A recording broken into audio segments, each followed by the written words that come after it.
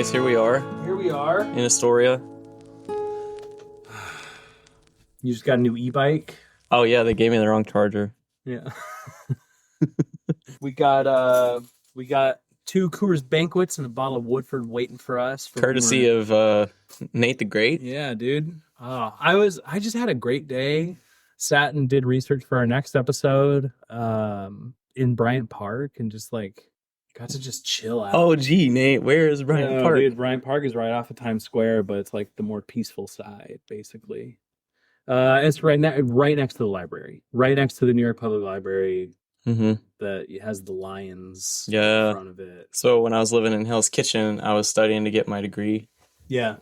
I would go there and do my studying in that library. Oh, cool. And it felt pretty cool.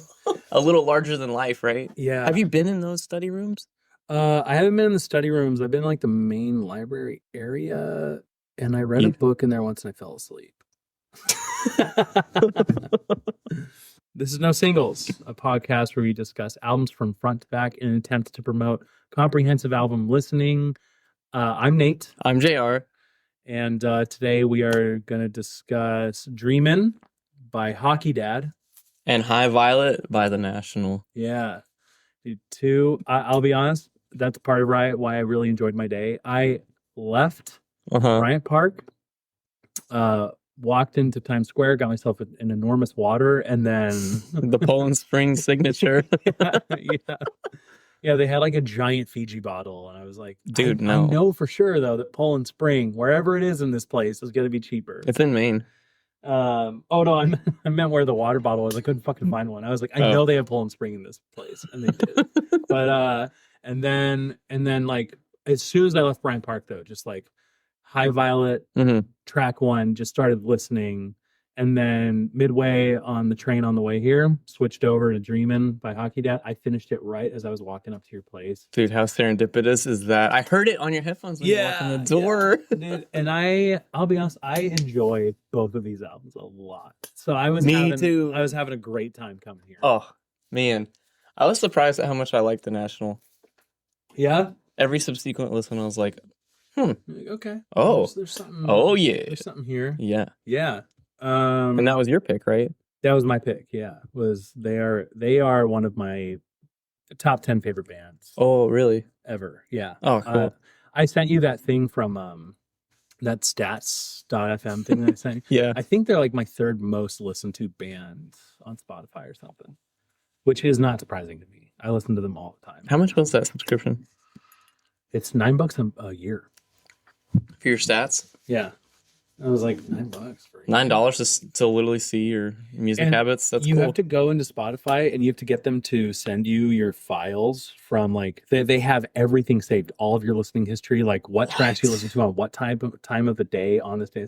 Are you serious? Yeah. So can I access that on my own? You can go in, you can ask Spotify for that. Really? Stuff. Yeah, you can go in, you can ask them for it, and they'll compile it for you, and they'll send you an email the next day, with all the files put together. Oh, dude, that's so sick. Yeah. I remember when Spotify came out. Yeah.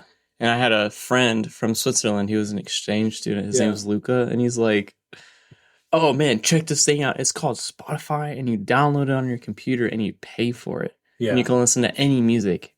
And I thought, any music? And he showed it to me. And I thought it was just crazy. Yeah. Coming from an iPod Nano or something. Yeah. Right? Because I remember... what is streaming? I don't know. When Napster was a thing... LimeWire, Napster. Dude, but my parents because LimeWire was on its face illegal. But Napster was they were like, oh yeah, this is a totally legit service. Yeah. And then you could just download music from Napster onto your computer. Mm-hmm. And then I remember the whole thing just collapsing in on itself. It was a shit show. And I remember my mom, because she loved Napster. She was like, I can get all this music for free. And we had a stack of CDs. And so we were just burning CDs at my parents' place. Yes. And she got all this. And then Napster went down.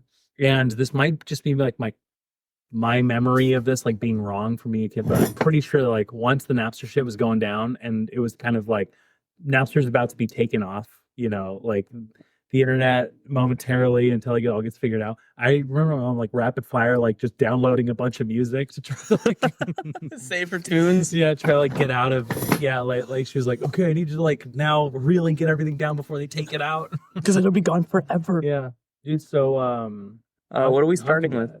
Yeah. Oh my God, Hockey Dad. Dude, Hockey Dad. What's your relationship with Hockey Dad? Dude, my relationship to Hockey Dad is that I only knew them because of who's it, Soccer Mommy, and then somebody had said something in relation to Soccer Mommy, like, oh well, you know, like Hockey Dad is like the counterpart, quote unquote, to that. Sure. In name only, pretty much. I mean, they are both indie rock. Yeah. Like, but both great bands. Yeah.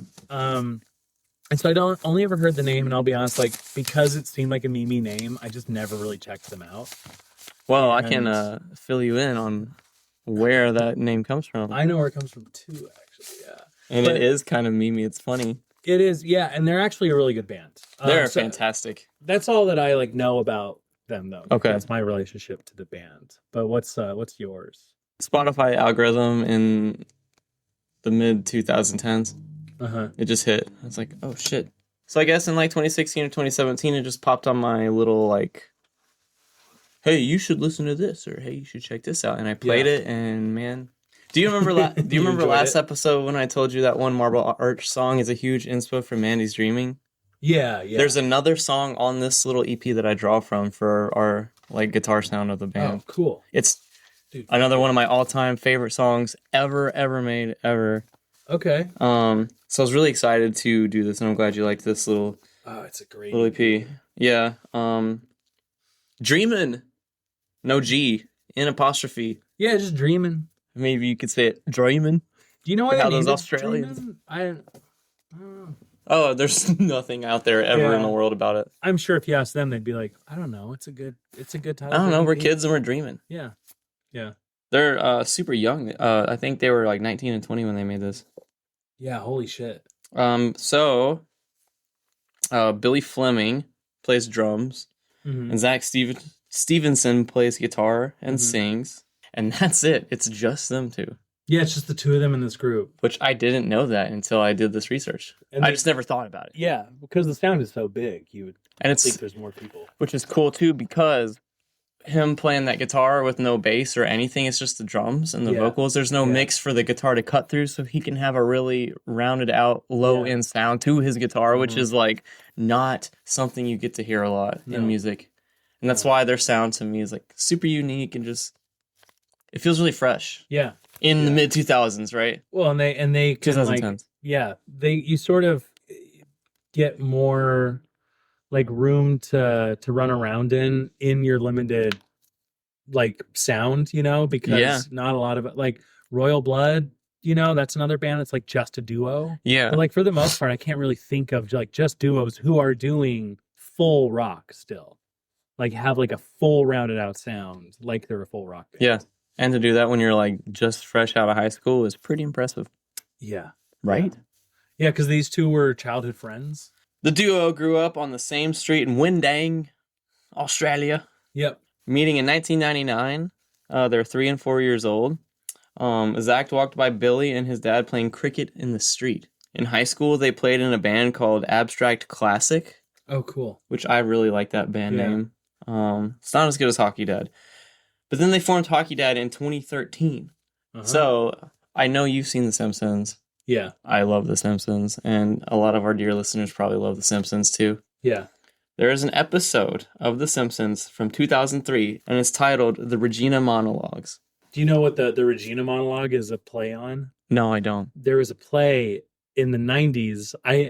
This is just like... Is it the Vagina Monologues? The Vagina Monologues. Like one of those like random pop culture things that I just know about. It was written in like 96 or so. Cool. They did a movie like in the early 2000s too. But yeah, it was like an episodic play that was like this like very like big pro-feminist kind of explosive thing that came out of like off Broadway. I remember hearing about it, but I never saw it or... I don't really know anything about it, you know, in a way, but like I remember it being, you know, I would have like been like 8 to 12 or so, like when a lot of people were discussing it, and that's around the time of this episode of The Simpsons came out too, and like people just been, like the vagina monologues, like it's like a joke in a sitcom or something. Yeah.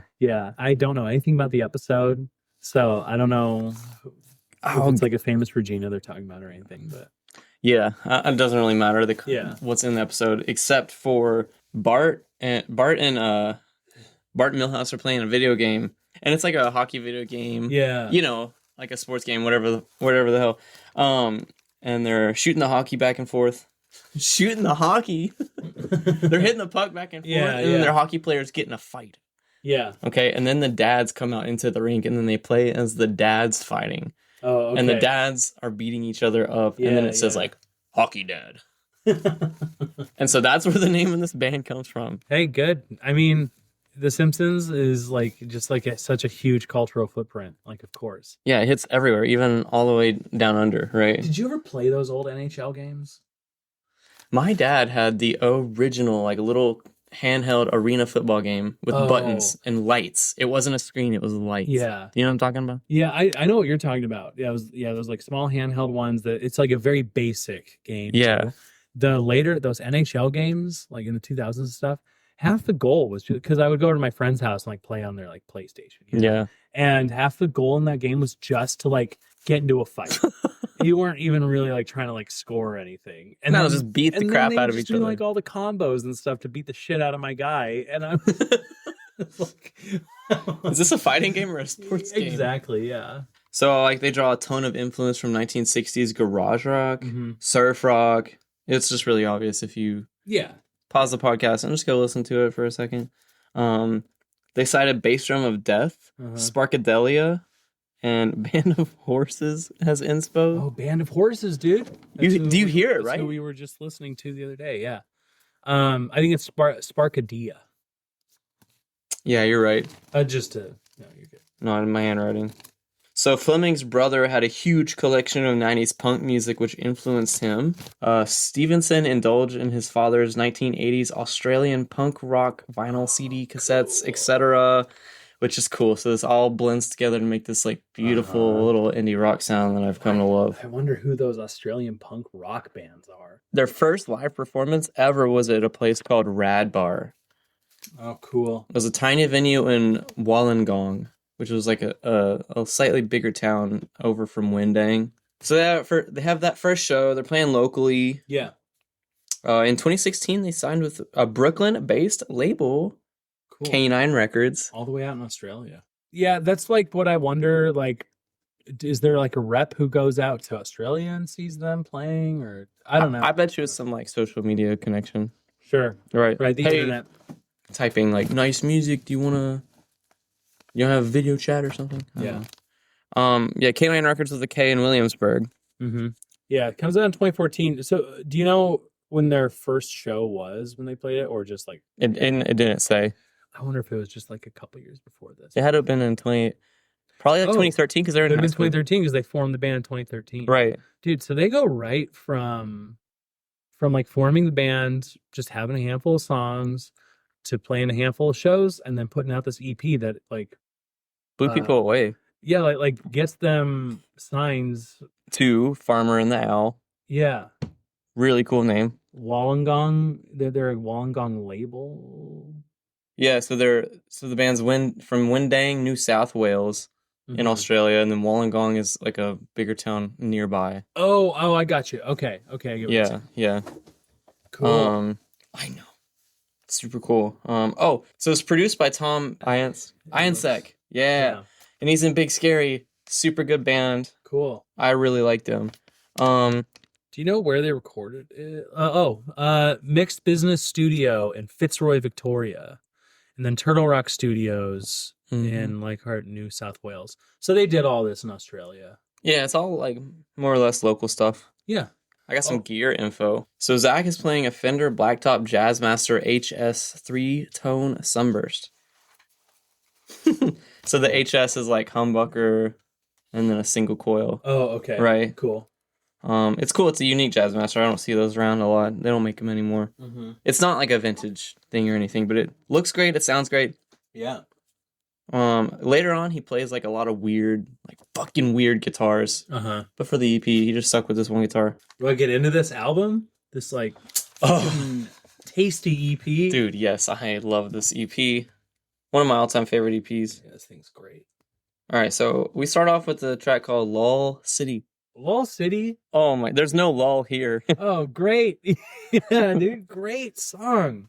Absolute, like, just like starting off the album. Fast pace, jumping right into it. He does the he strums 1, 2, 3, 4. He like does the strumming. Yeah. Oh, it's great. It's a great album opener. I love this thing. Did you watch any videos of them playing like around this time? I didn't. No. Dude, oh my god, it just looks like they're having so much fun up there. Stevenson is just like he looks like your most stereotypical Australian surfer. Yeah. Right? He's hairless, he's tan, and he's got long blonde hair, and he's just thrashing the drums, and you can't see his face. It is the dream, dude. It's so sick. That is the dream. And Zach's just up there, just like playing and singing, looking cool. Man, couple of blokes. They look almost as cool as a band called Mandy's Dreaming that is playing Rubalad soon. It's gonna be a damn good show. Yeah. Dude, he does like the counting on his guitar, and then his tone is fantastic. It's drenched in reverb. He has a fantastic voice. Oh yeah. You know, it's so like it's unique. It's a little different than what I've heard. Very indie rock. Very, you know, like yeah. On my bed. Yeah. Inside my head. But it's like a very sweet sound as opposed to his like super crunchy guitar. Oh yeah. Yeah. Well, then he does all these elevated. Yeah. It's so nice. Like at practice the other day. That was fun. That was fun. The Ooze take a lot of the space in this song too. There's not a ton of lyrics, but it's pretty. Sitting at home on my bed, nothing to do. The beach is dead. Too cold to see where fun may be. Well, I'm just stuck in Lull City. I mean, that's pretty. That's every small town. Yeah, it's just him being like, well, you know, like it's cold outside. I can't go to the beach, so I have like nothing to do. Hey, when I lived in California and I was near the beach and it got colder out later in the year, it did kind of suck because I was like, I don't really have anything to do. Oh, dude, at 1 minute 43 seconds, there's a really nice like drop in energy with there's a clean guitar that's kind of hiding in the back of the mix. I love the mixing of this whole little EP too. I mean, man, the guitar sounds like it's filling up an entire like warehouse. Like you have stacks and stacks of amps. You know, that can't be easy to do. Come on. No, but I mean, you know, that's kind of the advantage to having like a little like 4-song EP because you can just really focus on the production side of it and not be like, we need to get all these songs done in this amount of time. Right. Up next is a song called "I Need a Woman." This is just another really good song. They dropped the energy a little, but it's not too much. The energy on this is great, dude. The way they end it too, when they both slow down together. And like, perfect rhythm. It's great. I love the mixing of the drums on this track. They do a little run at the end too, like not really a solo, just like a musical run, like together. And they're both just so synced up on this track. It's just fantastic writing. It's like such great instrumentation. The vocal melody is crazy good. Yeah, I just like. Gives me goosebumps. It's so good. He's soaring up at just the right time. Yeah. He's holding it back at just the right time. Yeah. You know, and the next go around, I'm like, oh, I hope he does that again. And he doesn't do it. And it makes me like wait and want more. And then he does something different in the next coming verse. Yeah. It's just good shit. Yeah. Good songwriting. So much verb on the vocals and the guitar. Oh, dude, there's a tambourine that's right in the middle of the mix that I really liked. Yeah, the tambourine is great. Yeah. That's all the notes I have. That's a great song. It's a great song. And it goes into Beach House. Perfectly. Beach House has the whole, his, ooh, and then they cut them closer together at the end of the song. Yes. I love how they do that. When they're doing the ooze at the end. It's great. Tasteful, man. The hey. Yeah. Nice change up on guitar tone intro. Dude, oh yeah, dude. It's like every early 2010s indie guitar. Oh, okay. Yeah, I remember. Yeah. Yeah. It's good. It's really good. It just doesn't match the rest of the song as much. No, but it's the I intro, like it. So I like it. Yeah, you can get away with it. Yeah, there's a do you know the band A Great Big Pile of Leaves? No. Their guitar player has like a super similar tone to that intro, but through the whole album. Okay. Oh, and I love how he's like riding the sticks on the edge of the snare in the beginning. Yeah, that's really fun. Yeah, I really liked that a lot. Later in the verse, he has the slightly open hi-hat that I think is really nice. Yeah, I think you can even hear it there at the beginning too. But yeah, where he's just like doing like snare hits with it. Yeah. Yeah, it sounds great. Yeah. It's another really good sounding song. I really like the song. It's my least favorite on the whole EP, but that doesn't mean anything. Like, it's still a really good song. My least favorite, I think, is the next one. I like this. I think this song fits the whole, like, small hometown. What the hell am I gonna do? Let's go to the beach house. Yeah. 235. There's a great energy drop with low E string guitar work. Yeah. You could pass it off as like the high string of a bass at the very top of the fretboard, but it's definitely him playing it. Yeah, it's a solid song. I mean, I've heard it 100 times. I could listen to it 100 times more. Yeah. Seaweed? Yeah. That ending is so good. That ending is really good. Takes me by surprise. Oh, quick note on Beach House. I forgot. His drumming is very like pattern based. Okay. And it's very similar to how Brian Devendorf plays the drums in the National on the next album. It's very cool. He has like a lot of like patterns that they do. Anyways, yeah, bring that back up when we go to the next. Record. It's like unavoidable on the next one because he does it just for the whole album. But yeah, Seaweed. This is my least favorite. Your least favorite? It's my favorite on the album. What makes it your favorite? I love that chorus. I love build into it and stuff. And I do like the emotional change in it, where it's just very like it is a slower, like quote unquote sadder song. Yeah. And then he kind of like it feels like he's got this like sort of sadness, and then the choruses are him just like belting it out and like really with like a happier chord progression behind it. Yeah. And it's not even like the chord progression is whatever. It's like it's his vocals on that part, I think, like transition into just like him taking that sadness from the verses and then like really expressing it in the choruses. Do you know what the words are? Did you look them up when you were listening to it?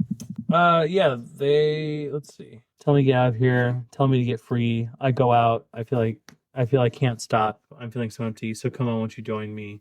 Won't you please be with me? Yeah, that's a good fucking chorus. Yeah. And then the second verse, of course, is about the beach because they're from Australia. So they are. I think perfectly placed on this EP. Definitely. Yeah. Definitely. This is like if they're playing live, this is when you're gonna dance with your sweetheart. Yeah. Right. Because this is like this is just before the end. Like it's just really proper placement. Good songwriting, good like organizing. Yeah. This does not feel like their first rodeo. No, it's this thing, but it is. I know. These damn cowpokes.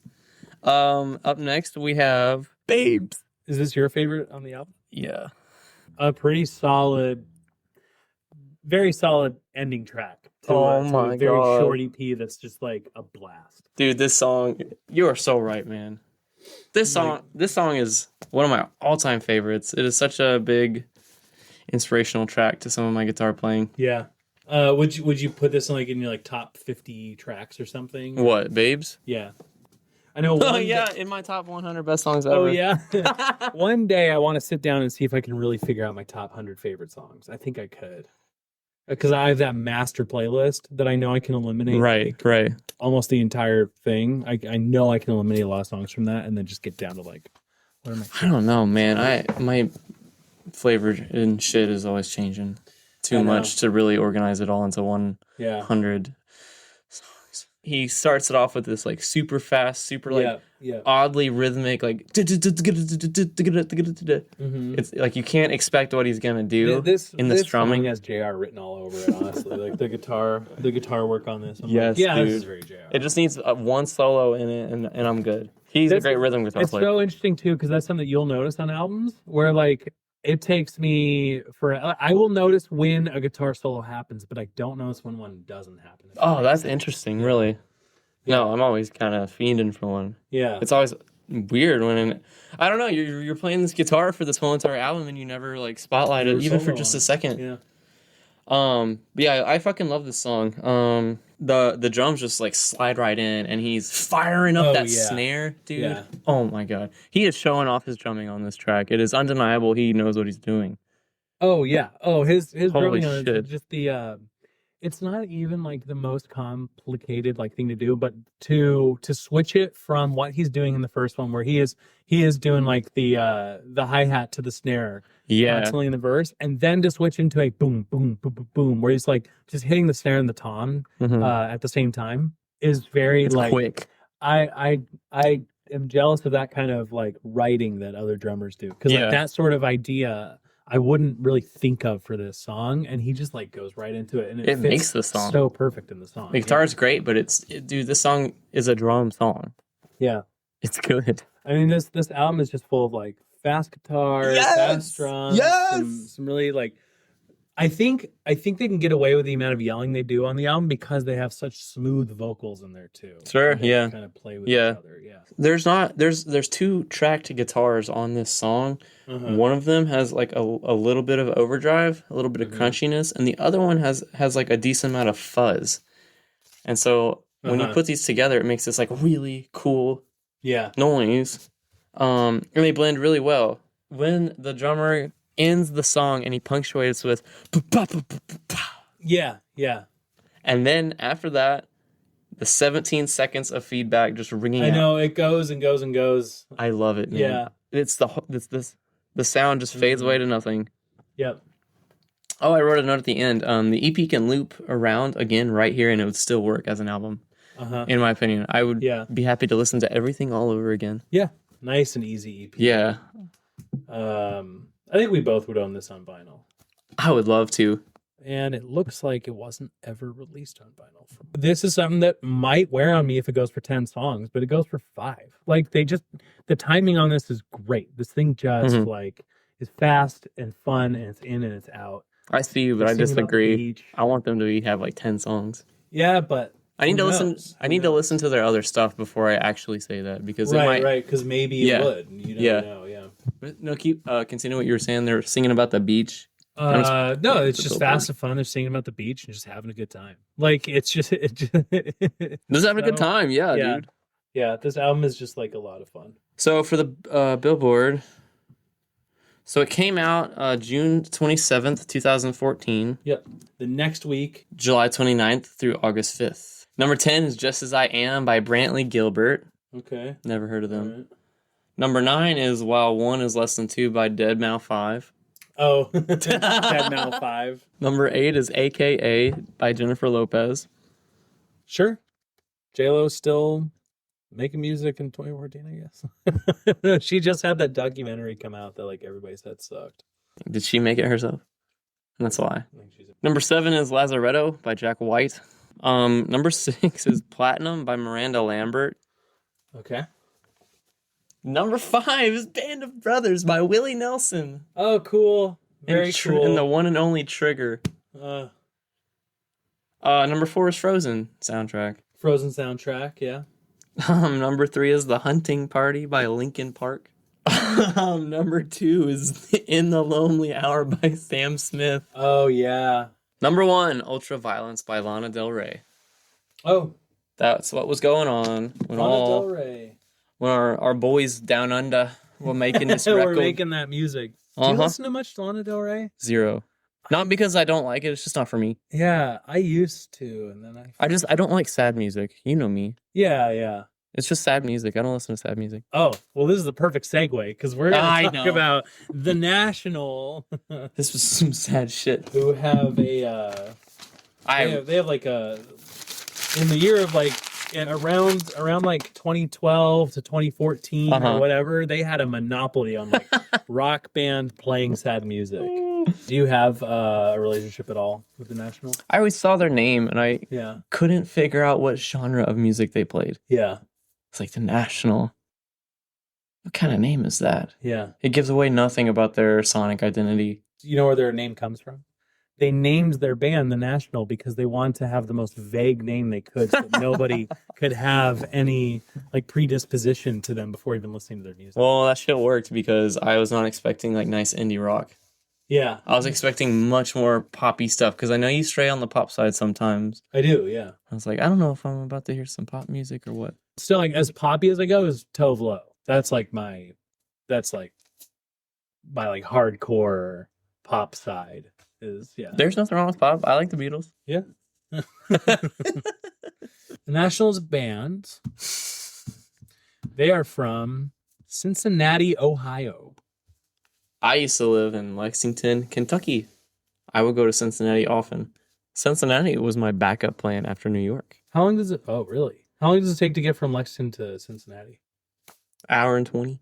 Okay. Ooh. Nothing crazy. Yeah. I mean, that's a long time when you're like not living in New York. Yeah. But now it's just like, oh, an hour and 20, that's fine. Mm-hmm. The National consists of, it's 5 players with like guest players on keys and brass and stuff. When they're cool. On tour. But yeah, it's Matt Berninger, whatever, on vocals. And then twin brothers, Aaron Desner and Bryce Desner. And then brothers Scott Devendorf and Brian Devendorf on bass and drums. So cool, man. Yeah. Yeah. So you got keeping it in the family. 2 brothers on rhythm, and then on guitar you have twins, and then on lead vocals you have the only person who's not related to anybody in the band. And he's just kind of there and old. Yeah, I know. Yeah, When me and saw the National live, she's like, he's like a drunk uncle. Yeah, she just expected him to be younger. I'm like, no, they're a little older. Like that they they broke out, but they really broke out in 2001. It was so long ago. They were actually like in their early 30s at the time, or at least he was. I don't know what age everybody else is. So then you jump ahead to now, and it's like he's older now. Now they're all just older. Yeah. And even then, I mean, like, I guess like Julian Casablanca's like look is that he's younger, but technically, I mean, he's like mid-40s right now. Yeah. So they gradually gain notoriety after putting out their first album in 2001. They put out music on their own label before finally signing to Beggar's Banquet Records, where they released their first hit, Alligator. They started in 2001. Then they do Sad Songs for Dirty Lovers in 2003. Cherry Tree is 2004. Alligator is 2005. Alligator is when they start to get noticed. Then they put out Boxer in 2007, where they're like really gaining notoriety. And then High Violet, the album that we're doing today, is where they really do hit more of a mainstream sound. When did they release it? They put out High Violet in 2010. So 9 years after this band started, do they start to like, really because they just recently played MSG, which is huge. And you know who opened for them? Patti Smith. Are you serious? Yeah.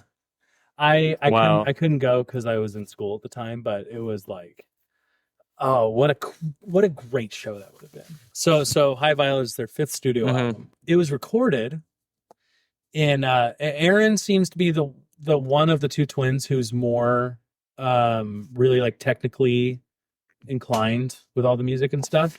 He has a studio built in his garage in Ditmas, Queens. Oh my god, that's like a 10-minute walk from here. He's over here somewhere. Oh my god. Yeah, and he built a studio in his garage. This is the place to do it in this part of New York. Yeah, and then they did some more recording in Bridgeport, Connecticut at Tarkin Studios. Okay, cool. I don't know what was recorded where. His live recording studio space is in the garage. It's made up of cedar walls that are layered and configured in a round shape in the room to get like more of a full sound. So there's no like edges or anything on like corners. Looking at this, I figured out what their writing process is, and it sounds awful. Oh, really? Let's hear it. Terrible. So Aaron and Bryce, the twins, will write 70 to 80 like bits of songs or like whatever, like full songs or whatever, and hand them over to Matt, who's the vocalist, who doesn't play an instrument. And they hand them over to him, and then Matt sits with them, and he just like listens to the songs, and he like figures out like what would have like a good vocal hook. Oh my God. Yeah, what would like go well with Is like this why it took them 9 years to break out? Well, they I mean the result is a sound that I love. This is one of my like top 10 favorite bands ever. So whatever gets you there, but this is not a writing style that would work for me. And I know it wouldn't work for you either. No, because we both have been in situations like this. And it's truly miserable. Yeah, and in interviews, Aaron and Bryce have like immediately talked about like how antagonistic this gets. It just sounds really stressful.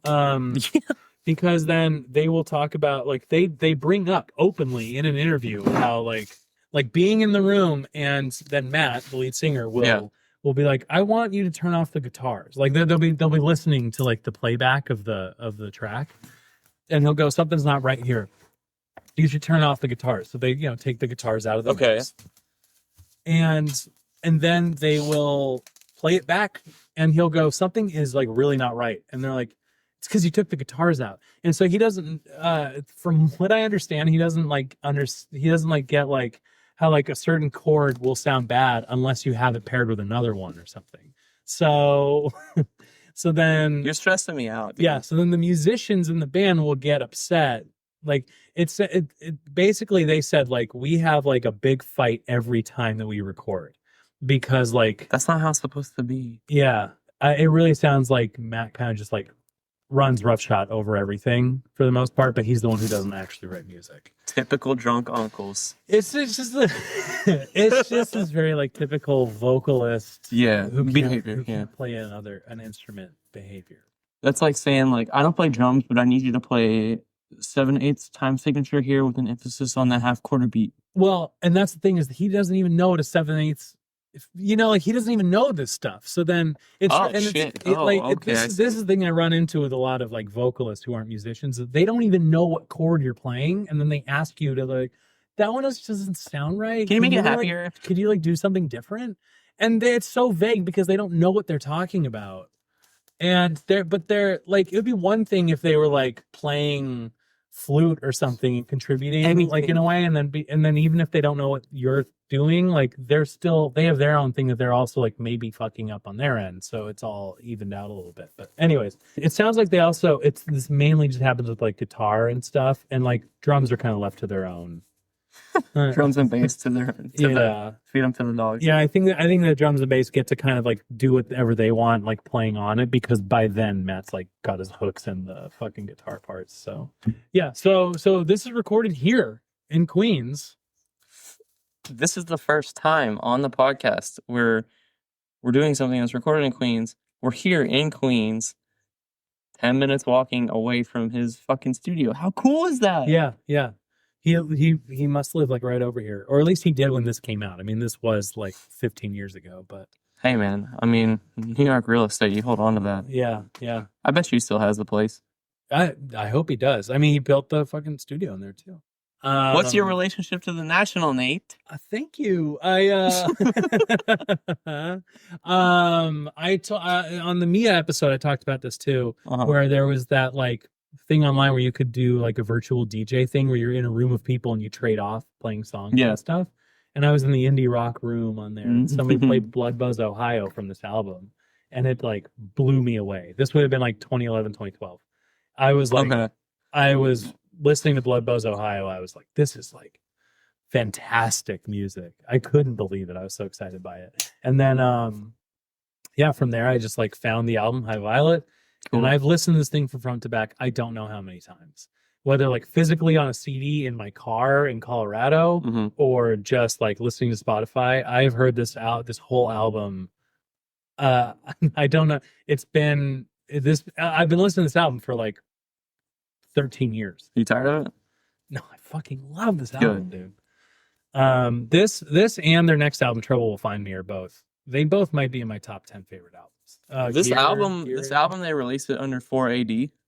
Yes. The label, which also includes the Pixies, Cocktail Twins, Camera Obscura, St. Vincent, Bon Iver, and Future Islands. Dude, what an incredible like bag of artists right there. That's a very like curated kind of. Oh yeah. Label, imagine a festival with all of those people playing. That'd be holy shit. Great. Holy shit. Great. The album artwork. Mm-hmm. It's a sculpture made by Mark Fox titled The Binding Force. Cool. Which I thought was a really, really cool name because they need some type of binding force to keep them from fighting. Oh my god, I didn't write down song by song which one it was, but I have to mention it. One of my favorite artists, Sufjan Stevens, is featured on this album. Oh, I didn't know that. Okay, cool.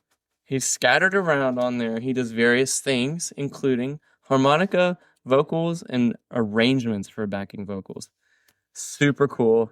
Sure. It lit up my face when I saw that. I hear it. As soon as you say that, I hear it. You know? Yes, exactly. Yeah. Richard Perry from Arcade Fire is here too. He contributes some double bass, electric guitar, piano, vocals, and some backing vocal arrangements. Dude, the gear. Yeah. So what's up with the gear? Oh, what is up with the gear? They have a lot of gear. Yeah. A lot of gear. A lot of old gear. Yeah. Which was really cool. Cool. It was super cool to like dive into and look at it. I couldn't get everything, but I got the two that I saw them. Each brother has shit they're seen with like very frequently, so I just wrote those down. Yeah. Aaron Desner plays a 1972 Fender Telecaster in walnut, kind of like the one George Harrison plays. Yeah. Right. And he also plays an Epiphone Sheraton. But it's a 62 reissue. I don't know what year it's from. Okay. Really nice guitar. Yeah. Both of those. Yeah. Bryce Desner, he plays a 1965 Fender Jaguar in Lake Placid blue. Cool. Oh, God. Cool. Dude, that's the golden era of fucking Fender right there. Heck yeah. Mid and early 60s. And then he plays a jet black Silvertone 1446. Okay. Which is the same guitar Scott McMicken made famous of Dr. Dog. Oh, all right. He has since moved on and he plays, when I saw them play, he is a Jazzmaster. Which was I watched a rig rundown on Premier Guitar. This is not even relevant to the podcast, but he explained why it's effective for what they do live. And it was just really interesting to me. Yeah. And it worked really well. Cool. But on the records, he uses the Silvertone. But anyways, Bryce Desner plays that. And he also plays an early 70s Les Paul Deluxe in Cherry Sunburst. Oh, cool. And that was the hardest thing I could find. There was no info on it. I had to look at these old pictures and stuff. But sweet. That's like 25 grand. Yeah. Right there. Between these two brothers. To add to my relationship with the National, Nate likes the National. The band is from Cincinnati, Ohio. Yeah. Formed in Brooklyn in 1999. Man. And I've seen them at Red Rocks and then at the Mission Ballroom. Oh. Yeah. Sister of the Bowery Ballroom. Yeah, so Mission Ballroom, it has this giant stage that you can either move in towards the crowd if you want a more intimate show, or you can push it back if you're going to have a bigger band playing there. Cool, man. So you can change the size of the space. That's cool. Yeah. But anyways, I've seen the National at Red Rocks and I've seen them at the Mission Ballroom, and both shows were fantastic. Dude, wait till you see them in Brooklyn. Oh, that's great. Dude, their show at Red Rocks was it was raining the whole time, and it was so fucking cool. Cool. And the place was a little more bare, and me and my brother, so Red Rocks also has this big dining space, fancy dining space. Oh, cool. Me and my brother showed up super early, and there's a security guy who's like, "Are you guys here for the dinner?" I don't know why they thought that, because we were not dressed like we were there for dinner. And we go, "Yeah." So we just go in and we watched. Cool. We watched them do sound check. We watched another. Dude, no yeah, we were we were hiding up in the stands, where no one could see us, and we watched them. And I can't remember who opened, but we watched them. Wow, dude, seeing a band check stuff. Do a sound check is like catching someone in their underwear. Yeah, and and then we were there before the gates opened, so we got to stand. So we found. It was just all general admission. So we got right next to the sound booth, right where, dude. Right where all the speakers converge, and got the best sound at that show. It's awesome. Okay. Let's get into this album. First track, Terrible Love. Dude, what a freaking killer album intro. Great album intro. Holy macaroni. They do a great, going down, coming back in, going down, and then ending this thing on a really just big build. That build goes for about a minute, where it's just like all of the instruments just working together. It's a slow burn. Yeah. I love a good slow burn. Yeah. Great, dude. Great guitar tones. Yeah. How do you like the guitar? Oh, I love it, dude. Every little guitar lick they have on this album is just like very thoughtful and deliberate. Mm-hmm. Right? There's no like random like I guess I'm just gonna play this here because there's nothing else to play. Right. Yeah. The guitars are kind of like swooping in and going away. And yeah, it's like they're having a conversation with each other. They're twins. Yeah. They're both playing guitar like. And then the ooze on this too. Ooh, takes an ocean not to break. The mixing is really good, dude. Yeah. What's that Queen's sound? That's what you get for recording in Queens. It's very cinematic. It is. It's like a very cinematic. It's a movie soundtrack. Album. Yeah. It's like really dark. It's like this like dark kind of sound right when it opens, and it's another intro track that like preps you for the whole fucking album. I mean, you know what you're gonna get. It's like going a little more hard than some of the other stuff on the album. So in a way, like really, like it's going further and still a little back from some other stuff too. But it's like, yeah, you know what you're about to get into. The backing vocals are great, but like the big crescendo at the end is just like a lot. I know, I love that part, dude. Yeah, I think the song's about like dependency on medication, and it's just I do think that there's a lot of like Matt figuring out in this album, like talking about like his own depression, and then like having to balance it with like medication and stuff, and like being forced to figure out how to balance it with medication and having an outlet with music, and then eventually balancing that with like being a father and stuff too. Like, yeah. But so even like the themes that it introduces at the start of this are gonna carry through. And they're heavy themes. Yeah. This is no light EP from Hockey Dad. This is exactly. This is some like emotional drenched shit from The National. Yeah. Next up is Sorrow. What do you think of Sorrow? Dude, I love this song. Oh yeah, cool. I love this song. The opening guitar is just so emotional. Yeah. Like I can already tell I'm about to be in my feels. Yeah. And it sounds just like Animal Collective. Yeah. And while we were talking during the playback, they were a Brooklyn band at the same time period. They at the least they must have run into each other. I don't know if they would know each other. What year was this album again, man? 2010. So they probably would have like played on the same bills at least. Maybe cross paths. Indie rock. You know, like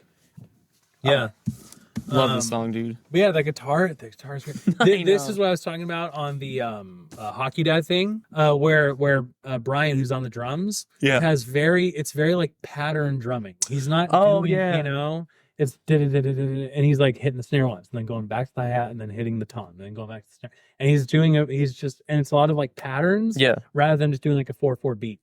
He is the way that he drums he is one of my favorite drummers because he is so not thinking in this way that a drummers who I usually enjoy would think. Did he start his musical journey on drums or like a melodic instrument?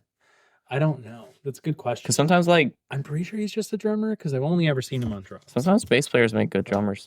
Yeah, that's true. I mean, him and his brother is on bass, right? So even if he, well, there it is.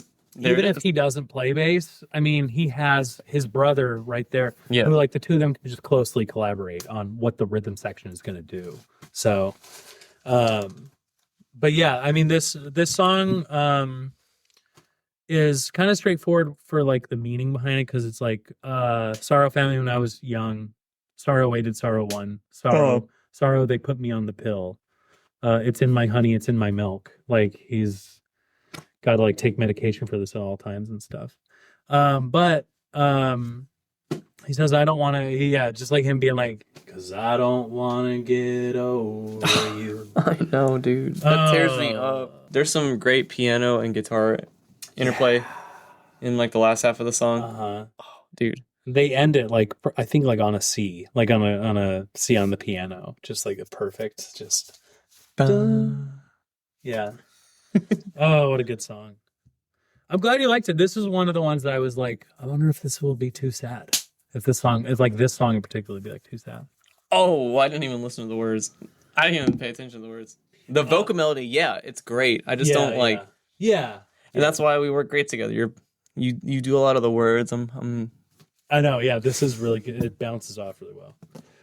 Anyone's Ghost. Ghost. Dude, I love this song.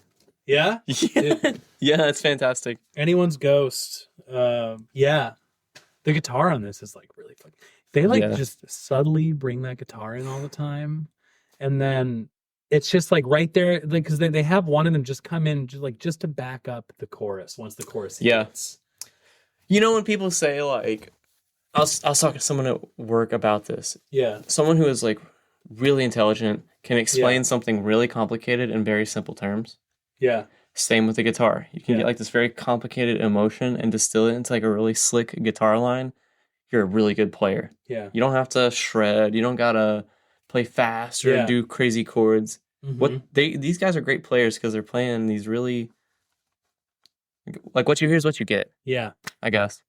Very like, and they're using the guitar sparingly. You know, like they're not going like, well, what's my guitar part gonna be? They're like, maybe this song doesn't need guitar in this portion. But when it is in the song, they put a nice tremolo on there. And it's so tasty. Yeah. Oh my God. Yep.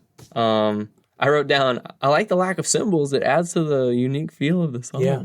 Yeah. And it does. A lot of toms. And because of that, when the bass kicks in, because they do like the first measure without, they have no bass. And then when the bass comes in, you've got he just barely puts that hi-hat in there just to accent the bass coming in, and then it all, like, because he held back from being on the cymbals, now he can go to one to just lift it up just enough. And then still, because of that, he can lift up even further into the chorus once they hit that. And then the chorus pops. Because then you add the guitar in the way back. Yeah. At the end, he cranks the tremolo like really fast. Really fast. And it's like hard to do that and it not be super cheesy. Yeah. And it's not. Yeah. It's nicely done. But it ends in the left headphone. Yeah. I love that. Yeah, I love that. Like, yeah, hard pan. That's good. We're done. Yeah. Little Faith. Little Faith. Damn, dude, what a good song. What are your thoughts? What do you think? Oh, man. Little Faith is like, it's just so, it's them like really putting just everything into this song too. Like it's them being like we're going to have this like fucking crazy guitar at the beginning, like this like fucking wild sounding guitar. I don't know what they're doing with it. But dude, I don't know. I have no idea. It's like, it sounds like when you're just cranking your amp up super duper loud. Yeah. And it's just like passive noise. Right. Yeah. But he's obviously playing. He's playing, weird. But it sounds very passive. And then it just like drops into the like beautiful, just like piano. Oh, but wait, it starts with the sine wave, which is really interesting. Oh, yeah, it does. You're right. Yeah. And weird. Then once they get into it musically, it's just like because it's so disruptive what that beginning sounds like. Once they go into like this beautiful, just like piano and just like barely strumming guitar. Like an acoustic. Yeah. It just flows in and you're like, oh, this is like really pretty. And then Matt's voice just comes in, which is like, little Faith. I know. And then they kind of just like are very subtle for a minute. And then you get the drums and the bass kicking in together. That bass was killer. Now I'm stuck in New York in the rain. Oh, and it just like all falls in there. And it's not like they're going like hardcore, you know, but it has energy. Once it has energy, it's like, it's really like going. And he has some really cool lyrics in here too. Let's hear him. I set a fire in a blackberry field, make us laugh or nothing will. I set a fire just to see what it kills. Going back on what you said at the beginning of the songwriting process. Yeah. This is not the product I would expect from that. Right. At all. Right. His lyrics are like really poetic, really like visually metaphorical. Yeah. Oh, right. And then because the drums like pick up a little bit on this one, and you're getting like a little more of interplay between like the hi-hat and the snare and stuff. That's kind of like keying. That's like sort of priming you a bit for Blood Buzz Ohio. That's coming in 2 tracks, like because that's gonna go all out on the drums. Oh, dude, I know, I love that song. I love the cello that's in the mix. Oh, it's like in the front, yeah, which is really nice. And then the part where you said the bass drops out, it just feels like there's little twinkling stars. Yeah, in the rest of the arrangement, right? Mm-hmm. I feel like every time I comment on something about this album, yeah, I want to go back and say, oh, it's just good songwriting. Yeah, like they're good at this. They're good at this. Yeah. I would say Scott on bass is like the star of this song. Oh yeah. Yeah. What do we got next? Afraid of Everyone. Dude, I love this song. Perfect placement too. Oh, really good placement. Yeah. Oh, it starts off pretty creepy. Yeah. But in like a good way. Haunting. Mm-hmm. It starts off very haunting, yeah. And then they got that nice little like, is that 1 minute 15 seconds? It almost sounds like a fly buzzing around your head. It's just this weird, nice little guitar solo. Yeah. Yeah. It's really cool. Whenever they bring it in, they just barely do. Yeah. Just like a touch of it. You said the drums take forever to come in. Yeah, the drums don't. I mean, they do the full like first verse, which it's a long verse. Takes a while to get through. Let's see, where are they at? Yeah, drums like start to come in around like 1:10 or something. Like it takes forever to come in, and then once they do, then it's just the kick for a little bit too. They make you want it. Yeah. and then the next verse starts with the actual just like hi-hat and snare coming in. And then he slowly builds in a pattern of going to the tom, like the floor tom every now and again. It's everyone in this band is doing tasteful things together. Yeah. And then so it's melodic, especially with the vocals. They've got those. Oh. Yeah, I noted that down. Yeah. So good. And then that all sort of like is prepping you for the big build at the very end. Oh, dude, I know. Where it's just what's the main lyric he's saying there? You're the voice is swallowing my soul. Yeah. The song has a lot of texture and like dimension to it. Yeah. It feels bigger than it is, right? It feels it's like I don't know, this is a bad example, but like James Cameron Avatar type shit. This huge universe that's wildly populated with interesting things. Yeah. It's You know what I mean though? It is really big. Like it's really big at the end too. Yes. But there's a lot of ideas at the front of it that are like feeding into the end because this is sort of like 2 different songs in a way. Like there's a big ending and there's a very haunting, very slow beginning. Yeah, and the lyrics are mostly just dealing with like dependency on drugs and dealing with the media landscape that we live in today. Like the first lyrics are Venom Radio and Venom Television. And he even has like things in there of like I'm afraid of everyone. Lay the young blue bodies with the old red bodies. Like just like with like Democrats and Republicans and stuff. Okay. The media just like vilifying everybody, and then like you don't know who to believe now about what because you're just afraid of everyone. I'm afraid of everyone. And then like with my kid on my shoulders, I try not to hurt anybody I like. And so he's got to like navigate this landscape with his children in mind too. Like I would love to hear his thoughts on like TikTok. When Obama was on his second run, Bruce Springsteen was the main artist that was like on his campaign trail, but the National did a couple of campaign stops for Obama. Yeah, very cool. All right, Blood Buzz Ohio. Here we go. You've been talking it up, man. I think it's my favorite on the album. Yeah, it's so good. It's such a great song.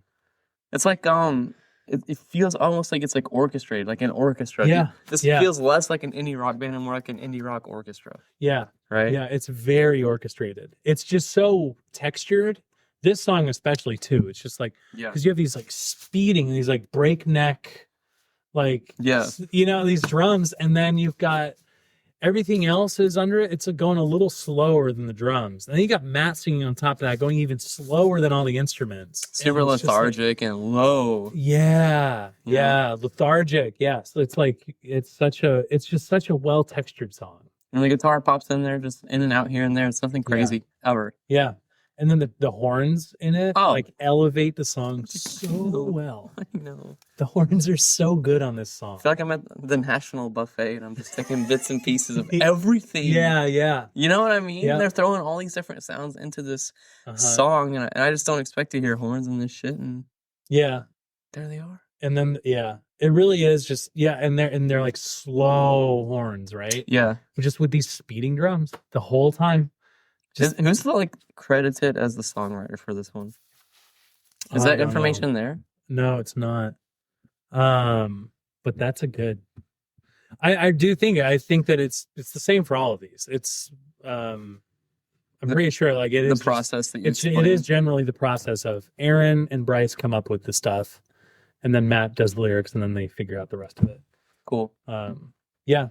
But it's just, I mean, this song just kicks ass. It does, dude. It's like the feeling you have when you're driving your car really fast somewhere, like out in the country, you're like on a road trip or something, and it's like the perfect conditions, sunny, whatever the hell. Well, so the meaning behind the lyrics, because he's like, I was carried to Ohio in a swarm of bees. Yeah, what does that mean? Because they're from Ohio, right? So basically, he's singing about he doesn't feel at home in New York exactly. He doesn't feel like this is his place, but he grew up in Ohio and he knows he's not from there. And that's how I feel with Colorado too. Like I just do not really feel at home in Colorado, and it's like where I grew up. But he talks about like you go back home and you like revisit all these places and stuff that you grew up in, but you don't feel like you belong there. And so you get this like blood buzz. He's like trying to like explain the feeling of being there and like getting like this like weird buzz in your system of like being back in this place that you don't quite like want to be in. But then he has like the line in there of like, I never married. And basically I think he's saying like, I don't feel married to New York either. Right. But Ohio don't remember me. Like, I'm not at home here. He claims nowhere. Yeah. That's sad. Yeah. But I do think it's just like he took a trip back to Ohio and all, and like had this feeling of like, I don't like being back here. Like I don't belong here, and wrote this song. The guitar and piano at the end is fantastic. Oh yeah. It's like there's always that one little snippet of the guitar and piano kind of talking to each other that they do really well. Yeah. They end that song with like, just like, the drums brought you in, the drums are going to take you out, and then the drums just drop out. He just ends it with the snare and then kick. The kick ends the whole drum part. Yep. And then you just hear a little bit of instrumentation. It's just like a piano just going, bam. Yeah. And it fades out to black. It's really good. The next song is Lemon World. Wow, an accordion outroing the song. Man, I don't think this is their strongest track on the album, but I like the song. Yeah, you and your. It's a good like middle filler. I would say this is one of the ones I enjoy a lot on the album. That opening guitar has some weird tone to it. I can't tell if it's an electric or an acoustic or like both. Yeah. Tracked on top of each other. Yeah, it's cool. It is. That sounds right, but like, it could even be an acoustic with like an electric that's not even plugged in. Mm-hmm. Like, dude, who knows what he's doing in his own personal studio? It's odd tones, and it's like, I love it, dude. It blends right into the song so well. And then more like pattern style drums on this one, and Brian like really holds off on it's just the toms for a lot of it, and then he finally works in that hi-hat and it just becomes part of the pattern, and it just works perfectly in there too. But I don't know if there's snare on this song. There might be, maybe like a little, but there's not really much. Hardly any like cymbal work either. I bet she's like challenging himself, like, can I just stick to the toms and maybe put in just a little bit. You and your sister live in Lemon World. What does that even mean? He talked about like how like Lemon World was this like made up like fantasy place that he could like get away from New York by going to. I see. Yeah, he has a quote where he says something about like you and your sister live in Lemon World, and basically like he's talking about like his wife and her sister. He's like talking about them like being really attractive and stuff. And I remember reading the comments under that, people being like, "Brave man, brave man." God. Yeah, I think he's just saying like, yeah, that it's just this idea of wanting to like go to another place. Let me on the table, put flowers in my mouth, and we can say that we invented a summer love and torture party. He's been quoted as saying like, a summer love and torture party. Who doesn't want to go to that? But next up is Runaway. I like Runaway. This is my least favorite song on the album. Oh, really? It's one of my favorites. Oh, really? Probably my second favorite. Oh, cool. Dude, yeah, it's like, it's cozy. It is so warm. This song reminds me of home. Oh, okay. And this is a lot how, like, Southern Ohio feels. Oh, all right. In Cincinnati, I could seriously see myself walking, like, on the Rhine, where all these, like, German restaurants are. Yeah. Like, this is how it feels. It's very cool, man. It's very cool. Like, nighttime, you know, people are out having some dinner on the streets and stuff. Uh-huh. I love this song. Just the guitar is so nice. Dude, I'm glad you enjoy it. The horns. They're warm as fuck. Yeah, the horns are so... They just belong in this song right where they're at, you know? Yeah. They don't overplay. They don't play too loudly. No. The timbre's just right. Yeah, this song is about the intensity you need from a certain relationship. My favorite song on the album. Oh my gosh. Hands down. Conversation 16? I fucking love Conversation 16. Really? Oh, cool, holy shit, dude. I play this song a lot at home. It's just, they build it so well. That first verse comes in, and then you really want more to happen, and then they just go right back into the verse. But you're fine with it because like it sounds so fucking good. Yeah. And then they do that pause, and then they finally get into the chorus. That pause is so unexpected. Like, yeah. Oh, well, they do that one, yeah, where he's it's a Hollywood song. Yeah. Yeah, he goes back in. Yeah. Surprise and delight, right? Oh man, you never believe. What does he say? The shitty thoughts I think. Oh, what I was saying while we were listening to it, it's like the guitar players are like, this song sounds like it's being played live. Yeah. The guitar players are super far back away. The drums are in the middle, and then Matt is like singing super like close right to you. in front of you. It's just interesting mixing. Because in my head, I would have put the guitar in the front. Right. And the vocals way in the back, and the drums in the middle. Yeah. Personally. Instead, they swapped them. I know. And it's like, it sounds awesome. Because then you do wind up with the backing vocals in the way back. Like it sounds like they're back there singing them with the guitar. Right. And those backing vocals are so they soar. They soar. And they're just like in and out. Yeah, just this chorus just kicks ass. I know. And just like, and it's a little like nonsense too. Just like, I was afraid I'd eat your brains because I'm evil. And that's what he's singing.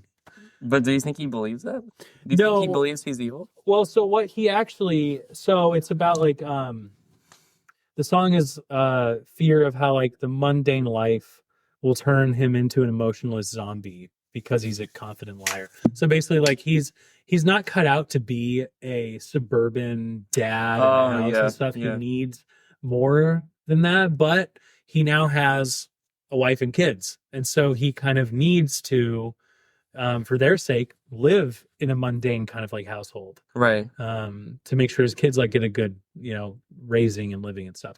And so, so he says like, I'm a confident liar.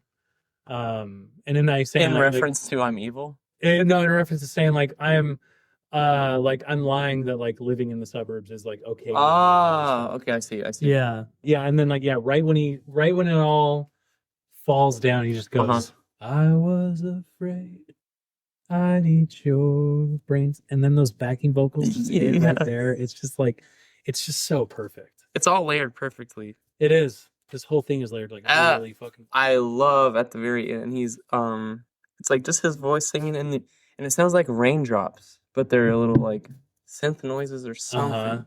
Yeah. It's just a really beautiful way to end a beautiful song. Yeah.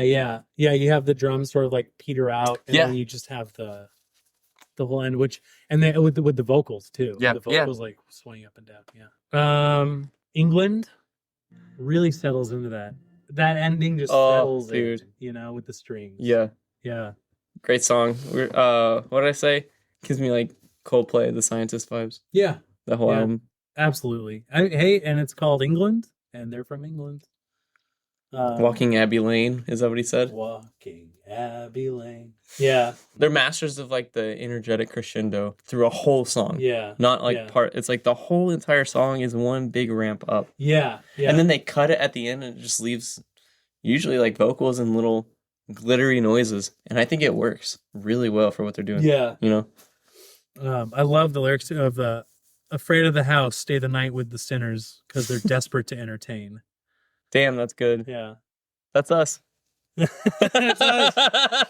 The horns and the strings on this, both just like really, just like I know the highlights. The song kind of like floats on top of them the whole time. Yeah, yeah. You know? Yeah, and then the beginning. Someone send a runner through the weather that I'm under for the feeling that I lost today. I love those lyrics. Yeah, I would like that on a t-shirt. And then wait, don't say the name of the song. I'm gonna try to guess it off my handwriting. All right. It's a weird name for a song, so you're kind of giving yourself too much of it. Oh, okay. Vanderlife? Vanderlyle. Okay. Yeah, Vanderlyle Crybaby Geeks. That's the name of it? Yeah. The whole name? Yeah, Vanderlyle Crybaby Geeks is the name of the song. And he only put, it was going to be just Vanderlyle Crybaby, but they put geeks in it because whenever they were singing it, people in the lyrics, he says geeks, but people kept on thinking he was saying geese. So he just put the word geeks into the title of the song so everyone would understand what he was saying. Both times I've seen them, they ended their show with this song. And they did it with just they do like just guitar and like a single guitar and vocals. And I think they even like dropped out the guitar like halfway through and just did the vocals. And the whole audience knew the song. So everybody just sang together. Oh man, that's so cool. Yeah. Great album ender. I know. This thing ends this album so great. It's such a gentle end. Yeah, it is. And those lyrics, just like all the very best of us string ourselves up for love. Like whenever he hit on that, he must have been so excited. Because those are such good lyrics. They are, dude. This is my second favorite on the album. Okay. For sure. The chorus on this song is like the vocal melody is just out of this world. It's so good. Yeah. Vanderlyle, cry, baby, cry. Oh, the waters are rising, still no surprise in you. He gets like tail off on that also, and it really works well with the song. It's just so well written. The guitar is so just like the gentle strumming of the guitar. The drums take forever to come in, and then once they do, it's like 3/4 of the way into the whole damn song. Yeah. And it's just there to like kind of just lift it up just a little bit, along with the strings and the piano. The strings, yes, dude. Yeah. And these are all like live instruments too. It's not like it's beautiful. Yeah, it's a really gentle ending to the album. It's like all this is just like used very sparingly. It's intimate. It turns Red Rocks into Rockwood. See what I did there? Rest in peace, Rockwood. I know. Our first show. One of the just like. No cover, you know, no expectation for the band to have to fucking pay. I know. Also, like, we recently had, I'm not going to say where it was, but we recently had a show that we walked out on because... Well, I'm not going to put it in. I don't want them to try to sue us for anything. We walked out on the show because they expected us to pay $150. Pay to play. We had to pay them $150 to play there. Are you fucking kidding me? So we didn't do it and got banned. Do we have time even like to do beer or anything? We have time for beer. Okay. Would you own this on vinyl? No. Do you want to know why? Yeah. It is so fucking sad. The album, yeah. The content of the lyrics. Yeah, it is. I'm just Nate, dear listeners, I'm not a sad music guy. When I am, you better watch out. Because it's a bad scene. I fucking love sad music. I know you do. That's why we work well together. I know. Hockey Dad was super happy. This was super sad. Yep. Both great albums. I would own both of these on vinyl. There it is. This I actually owned on vinyl. And I will again. Again. It was a really cool fucking vinyl too. Was it like a like a paper cover? Like the texture was like that. like paper cover Dude, kind of texture. just you wait for the next episode. I have a whole thing on vinyl. So this is released May 10th, 2010. This actually, so we did Broken Bells. Broken Bells is at number 81 on the charts. Good for them. This only comes out a couple weeks after that Broken Bells album. Good for them. And so there's some stuff on the charts that are still there from the cool. Okay, nice. Let's hear it. So this comes out though, and just a little snapshot of like where music was at the time. Yeah. Top 10 and the top 200 albums. The week of May 29th, 2010. Powerless Rise by As I Lay Dying. The Oracle by Godsmack. So there's rock in the charts. Thank God. Let there be rock. Charisse by Charisse. Raymond versus Raymond by Usher. Live at the Troubadour. Carole King and James Taylor. There it is. Yeah. Love to hear it. Sea of Cowards, The Dead Weather. Iron Man 2 soundtrack by AC/DC. I love AC/DC. Yeah. At number 3, first week on the charts, High Violet by The National. Are you serious? Yeah. Whoa, no way. Yeah, they entered at number 3. I think Blood Buzz Ohio and something else they released as singles got them up to there. This album, this like odd indie rock, like album was at number 3. This like sad rock indie album. I'm impressed. Yeah. They fucking good for them. This is just such a well composed album. It's really nice to like see that like the general public at least they get it for a snapshot of finally like got it. Yeah. Yeah. And number 2, we have Need You Now by Lady Antebellum. I don't know who that is. That's the one where the song is like, it's 1:15. I'm all alone and I need you now. Yeah. That song was everywhere in my hometown. Yeah. That thing, I've heard that song in karaoke a lot. Yep. And then at number 1 is My World 2.0 by Justin Bieber. It is 2010.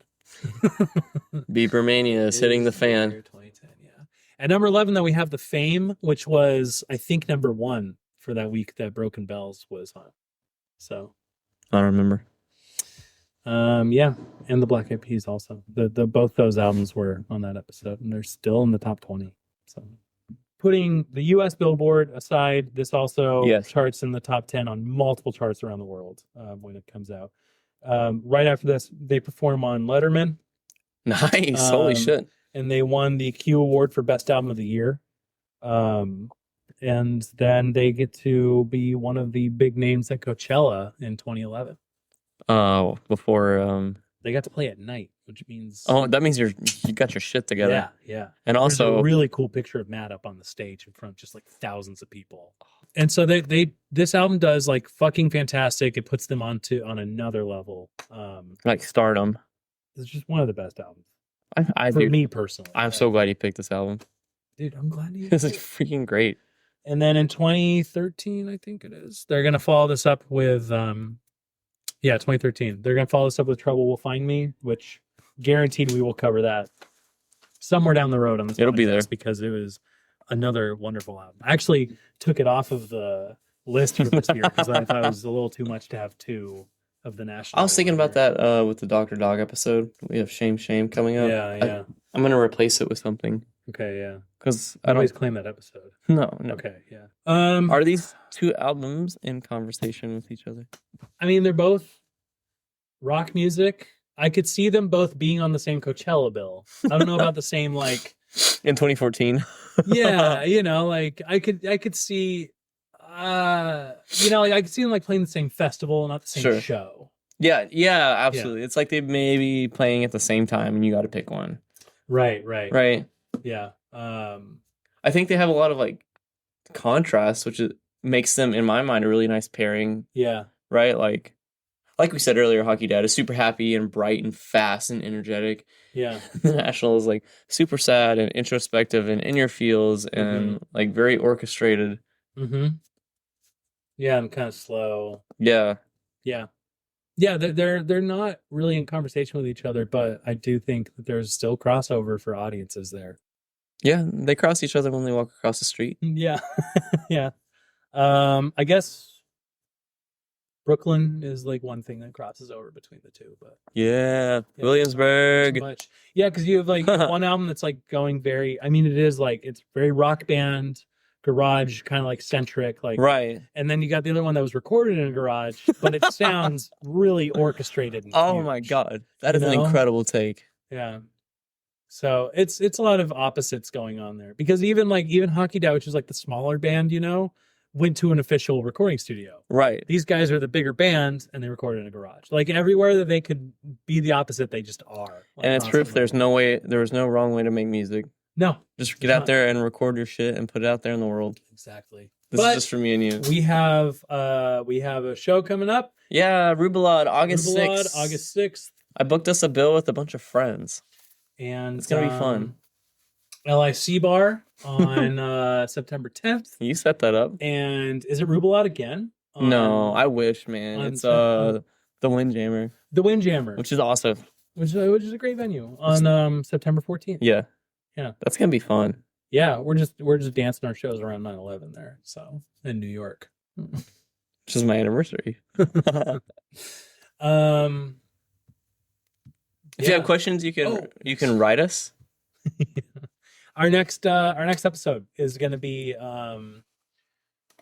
L.A.M.F.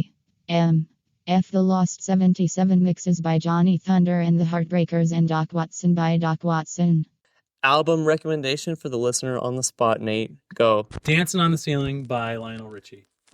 Ooh. Yeah. Diver Down by Van Halen. Diver Down. You got that record for me. I know, yeah. I was like, that's why you're thinking of it. Diver Down, brother. All right. We'll see y'all later. Bye.